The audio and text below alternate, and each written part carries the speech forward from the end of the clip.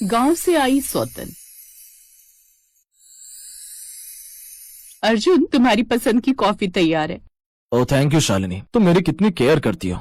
आप भी तो मेरा कितना ख्याल रखते हो। 2 दिन पहले जो साड़ी मुझे मॉल में पसंद आई थी वो कितनी कॉस्टली थी, फिर भी आपने बिना सोचे समझे झट से दिलवा दी। मेरे भाई, मेरी शालिनी को कोई चीज पसंद आए और मैं ना लाऊं, ऐसा तो हो ही नहीं सकता ना। अच्छा, अब बताओ, आज ऑफिस से जल्दी घर आओगे या फिर वही लेट? कोशिश तो करूंगा जल्दी आने की। आज फाइलें बहुत हैं चेक करने के लिए। तुम अपना ध्यान रखना, ज्यादा काम मत करना।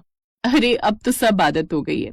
ये थी शहर की जिंदगी। वहीं दूसरी तरफ नूरपुर नाम का एक गांव था, जहां निशा सर पर मटका उठाए घाट से पानी लाने जा रही थी। कुछ देर बाद वो घाट पर पहुंची तो वहां मौजूद गांव की औरतें उसे ताने देने लगी। लो आ गई जिसका पति उसे छोड़कर भाग गया है। छोड़कर भाग गया है? हाँ, वो बबलू शहर से आया कुछ दिन की छुट्टी पर। वही बता रहा था कि उसके पति ने शहर में दूसरी औरत के साथ बिना ब्याह रह रहा है। अरे बेचारी। वो सभी उसका मजाक उड़ाने लगते हैं। अगर तुम सबका हो गया हो तो हटो आगे से, हमको पानी भरने दो। हाँ भर लियो पानी, लेकिन ये तो बता, जब तेरा पति तुझे छोड़ ही गया तो तू ये मंगलसूत्र और सिंदूर काहे लगाती है? हम ये सब शौक के लिए नहीं, अपने पति की लंबी उम्र के लिए पहनते, फिर वो कहीं भी रहे। अब हटिए आगे से। ऐसा कहकर निशा पानी लेकर वहाँ से चली जाती है, लेकिन घर आकर उसकी आंखों के आंसू थमने का नाम नहीं लेते। वो अर्जुन की तस्वीर उठाकर उससे कहती है, अब काहे हमरे साथ ऐसा किए जी? हाँ अब सच क्या है ये हमको पता लगाना ही होगा और इसके लिए हमें शहर आना ही होगा।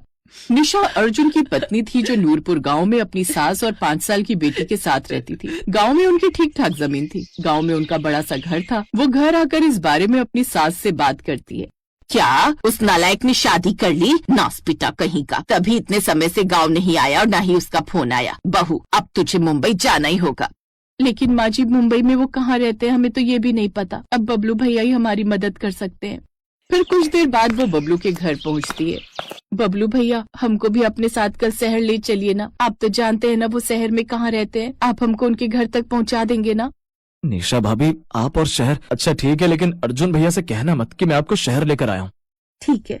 अब वो अगले दिन बबलू के साथ मुंबई शहर पहुंच जाती है और बबलू अर्जुन के बड़े से घर के बाहर उसे छोड़ आता है। कुछ देर बाद दरवाजे पर अचानक जोर की दस्तक होती है। ओहो, अब कौन आया होगा सुबह सुबह? ऐसा कहकर शालिनी दरवाजा खोलती है तो उसके सामने एक साधारण कपड़ों में गठरी उठाए एक औरत खड़ी थी। देखो, मुझे काम वाली की जरूरत नहीं है, हमारे यहाँ काम वाली है। जी, वो अर्जुन जी का घर यही है? जी हाँ, लेकिन आप कौन? मैं निशा हूँ, उनकी घर वाली। गाँव से आई हूँ। अंदर से अर्जुन भी बाहर आता है और उसे देखकर सन्न रह जाता है। निशा, तू यहाँ कैसे? तुझे यहाँ का पता किसने दिया? क्यों, अपनी बीवी को पहचान नहीं पाए? कब से तुमसे मिलने का इंतजार कर रही थी, अब और इंतजार नहीं हुआ इसीलिए चली आई।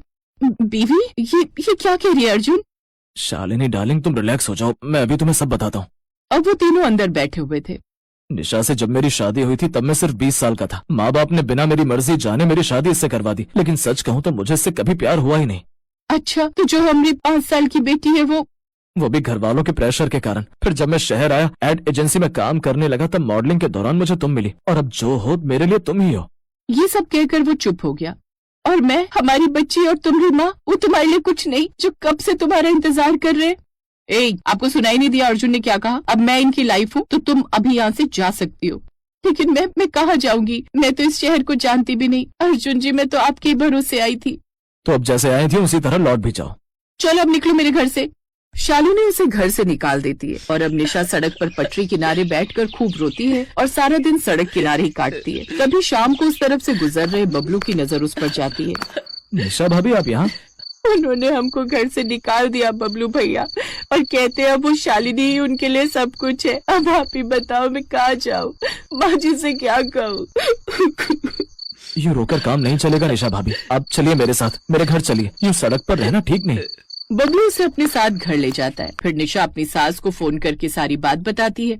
उस नास पिटे की इतनी हिम्मत? बहू तू चिंता न कर, मैं कल ही नेहा और मोती के साथ गाड़ी करके मुंबई आती हूँ, फिर जैसा मैं कहूँ वैसा करना। अगले दिन जानकी अपनी पोती और कुत्ते को लेकर मुंबई आ जाती है। साथ ही वो अपने साथ पैसे भी लाई थी, जिसके बाद जानकी निशा को एक प्लान बताती है, जिसके बाद वो अर्जुन के घर के सामने ही एक फ्लैट किराए पर लेकर उसमें रहने लगते हैं। अगले दिन, माँ तुम यहाँ? नास पिटे, तुझे शर्म नहीं आई ये सब हरकतें करते हुए? पूरे खानदान का नाम डुबो दिया। माँ वो... चुप कर, बेशर्म कहीं का। तभी अंदर से नेहा बाहर आती है और अपने पापा के गले लग जाती है। पापा पापा। नेहा मेरी बच्ची कितनी बड़ी हो गई। तभी शालिनी, अर्जुन ये सब ना ये लोग जानबूझकर कर रहे हैं हमें दूर करने के लिए। अगर तुम इनके पास गए ना तो मुझसे बुरा कोई नहीं होगा। अब अर्जुन अपनी बेटी और माँ को इग्नोर करके वहाँ से चला जाता है। हाय कैसी छिपकली है ये, जो एक माँ को उसके बेटे और बेटी से उसके पिता को नहीं मिलने दे रही। लगता है इस शहरी तितली की अकल ठिकाने लगानी ही होगी। वो कैसे माँ जी? बताती हूँ, लेकिन पहले मुझे तेरा होलिया ठीक करना होगा। चल मेरे साथ।